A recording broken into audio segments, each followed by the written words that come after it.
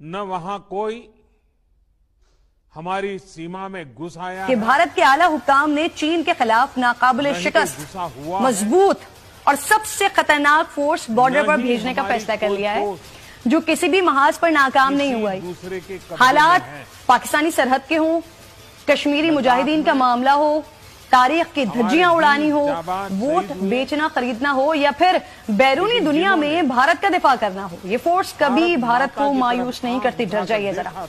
इस फोर्स की क़यादत जनरल सनी देओल कर रहे हैं। Major Ajay Devgn, general Akshay Kumar, colonel Abhishek Bachchan, brigadier John Abraham, major Siddharth Mishra, commando retired brigadier Suniel Shetty और रिटायर्ड कर्नल अनिल कपूर भी इस दस्ते का हिस्सा हैं। रॉ एजेंट कतरीना कैफ भी भरपूर तैयार हैं और इस मायानास फोर्स को बॉलीवुड फोर्स कहते हैं। असल मैदान में तो फौजी रोते बिलखते मिन्नतें करते नजर आते हैं। अब फनकार ही फनकारियां करेंगे, मैदान मारेंगे।